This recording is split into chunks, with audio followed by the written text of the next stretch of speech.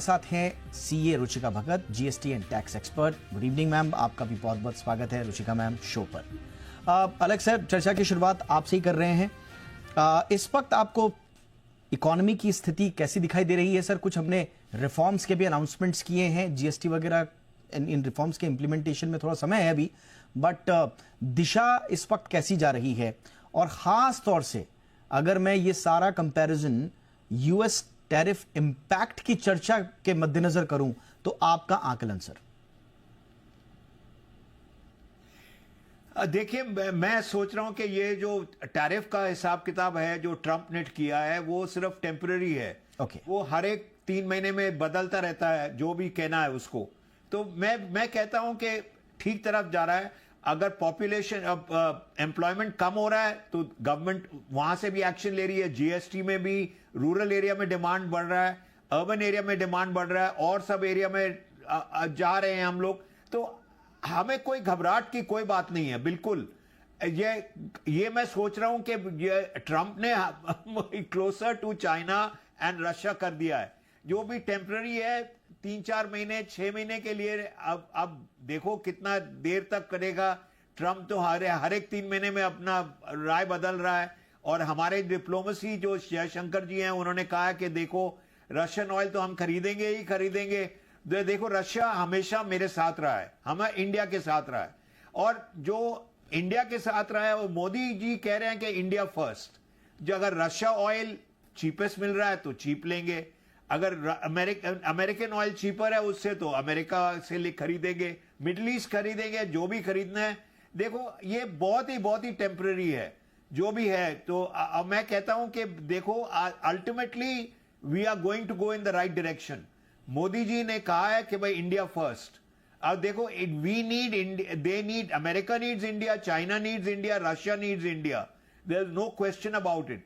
अब जो 1-2 साल के लिए अगर हम चाइना की तरफ जाएंगे तो उसका भी दोस्ती कर लेंगे, रशिया का तो बहुत ओल्ड दोस्ती है। America plays hot plays cold, हमेशा मेरे साथ रहा है, हमेशा नहीं रहा है ना साथ में, पाकिस्तान के सपोर्ट में आया है या इसके सपोर्ट में आया है। तो हमें अपने आप, India is becoming self reliant and that is what is most important. जहां एम्प्लॉयमेंट कम हो रही है बिकॉज ऑफ एक्सपोर्ट टैरिफ, वहीं पे ज्यादा मोदी जी कर रहे हैं। ऑलराइट सर, यानी कि टेलर्ड अप्रोच के साथ हम जा रहे हैं। जहां जहां हमें फिक्स करनी है चीजें उनको फिक्स भी किया जा रहा है, और जहां पर गुंजाइशें हैं वहां पर हम काम भी कर रहे हैं।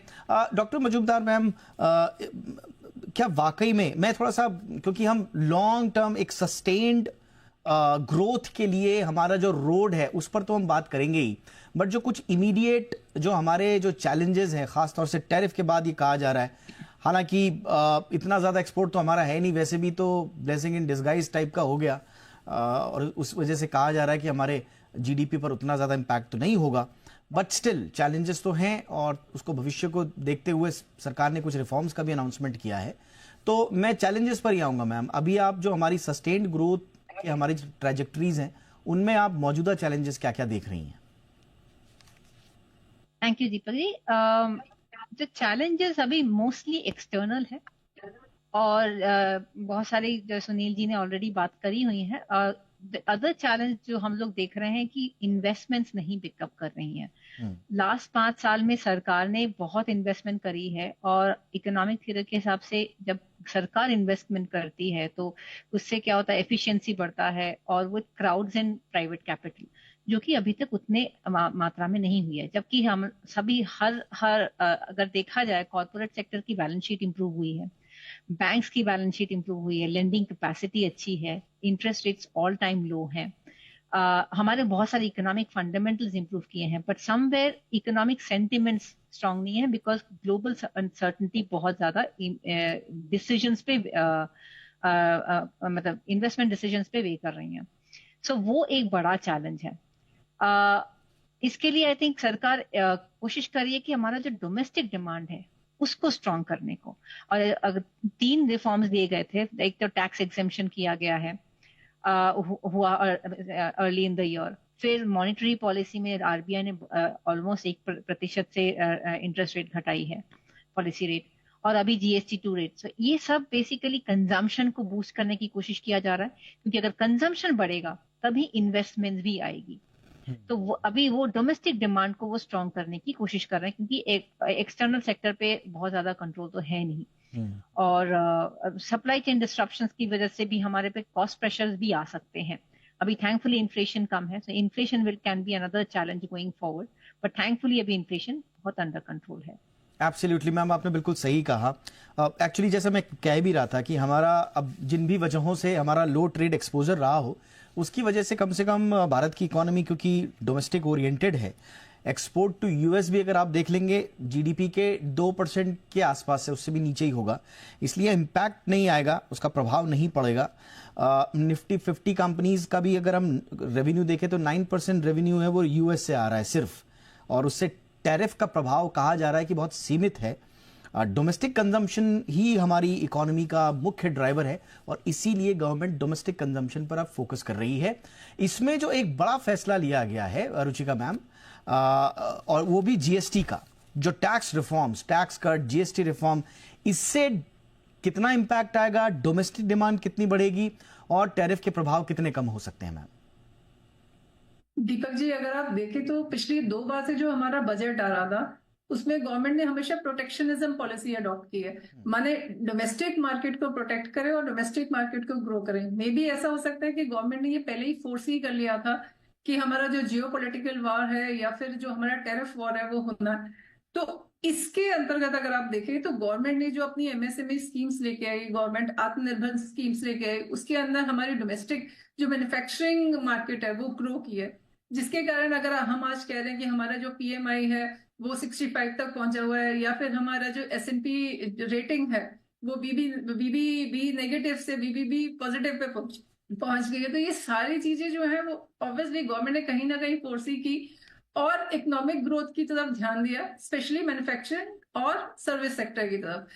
इसी के साथ साथ जीएसटी की भी बात करें तो गवर्नमेंट का ध्यान जीएसटी की तरफ भी था, जिसके अंदर अब गवर्नमेंट ने जो नए चेंजेस लेके आई है, चाहे वो आपकी गेमिंग के लिए हैं, जो नए चेंजेस हैं, हमारा जो टैक्स रेट है 12% और 28% उसको उठाने का है, और ज्यादा से ज्यादा इनफैक्ट 12% के 90% जो प्रोडक्ट आते हैं जो 12% के अंदर आएंगे, गवर्नमेंट चाहती है कि उसको हम 5% के अंदर लेके आए। तो अनडाउटेडली ये डोमेस्टिक मार्केट को और बूस्टअप करेगा। जो परचेजिंग पावर है, अगर हमारी ग्रोथ रेट बढ़ती है तो ऑब्वियसली परचेजिंग पावर बढ़ती है, और परचेजिंग पावर अगर बढ़ती है तो आप कहाँ खर्च करेंगे, आप डोमेस्टिक कंजम्पशन के अंदर आएंगे। और अगर उस पर जीएसटी के रेट कम हो जाते हैं तो परचेजिंग पावर और इंक्रीज होती है। Ultimately again it boost to the economic growth. Absolutely ma'am.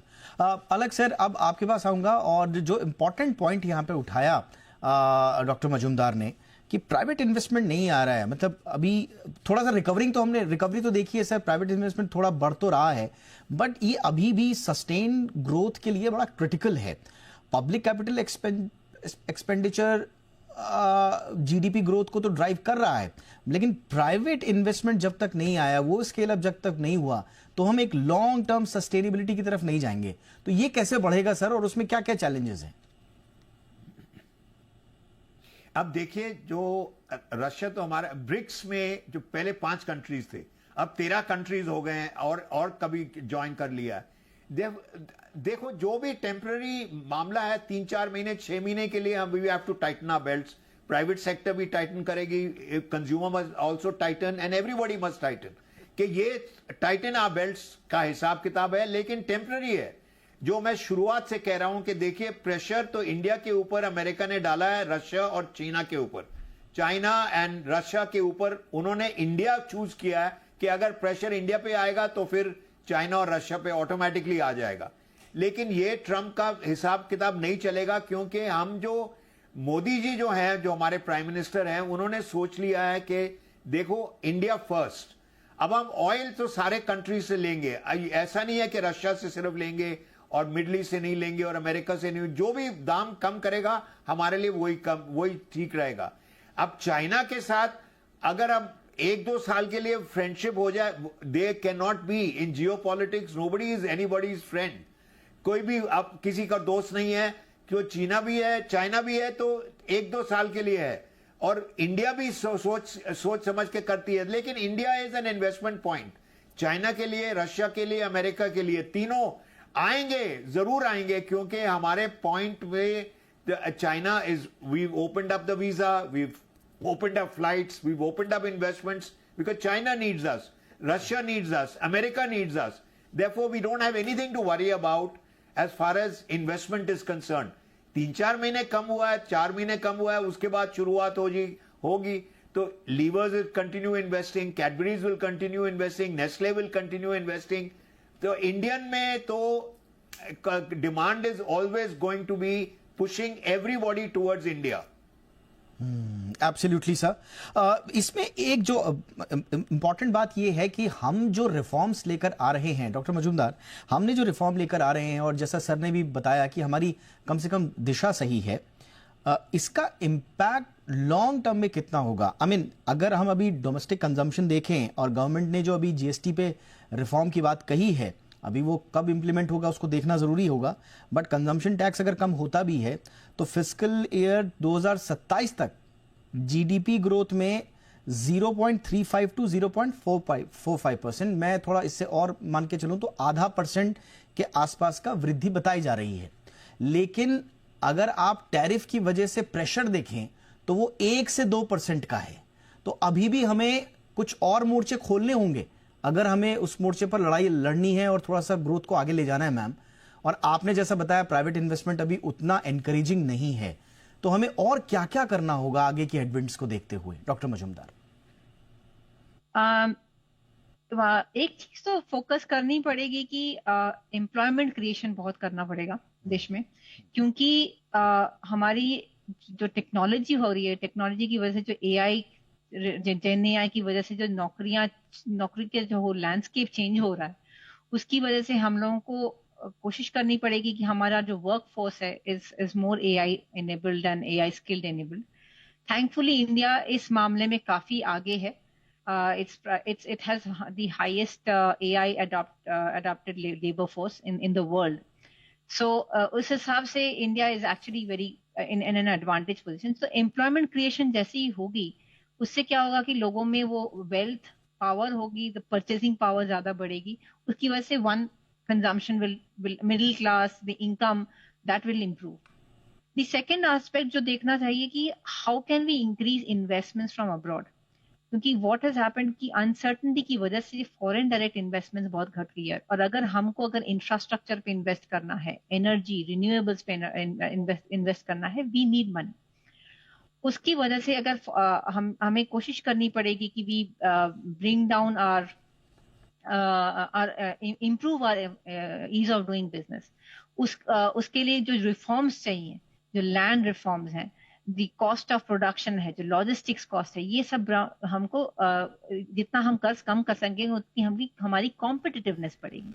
India उसमें इन सब चीजों में फोकस करना बहुत जरूरी है, तभी हम लोग we will be able to compete with our peers.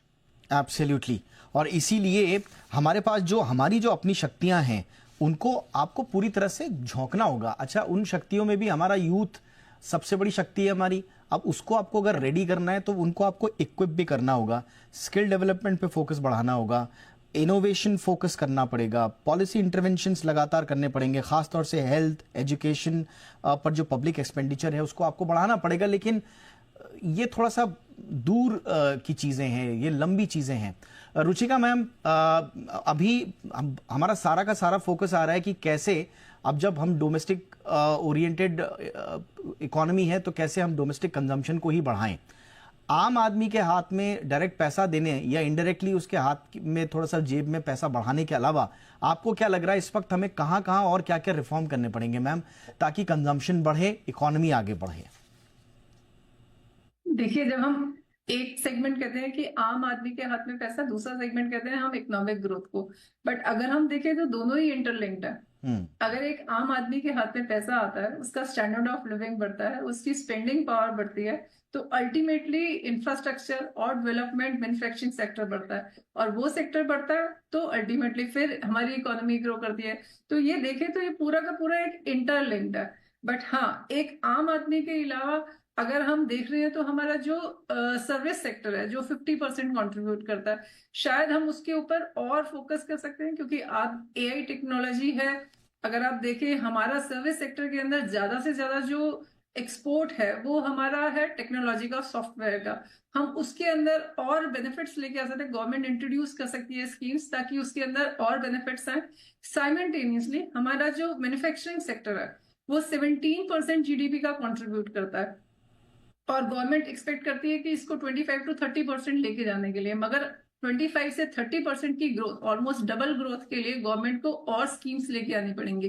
Government PLI की स्कीम लेके आई है, मेक इन इंडिया है, but apart from this government को शायद और स्कीम्स लानी पड़ेंगी। अगर इन केस यूएस सपोर्ट नहीं करता तो हम बाकी कंट्रीज को भी एक्सप्लोर कर सकते हैं, जिससे हमारा जीडीपी जो है वो मेंटेन भी रहे और बढ़े भी।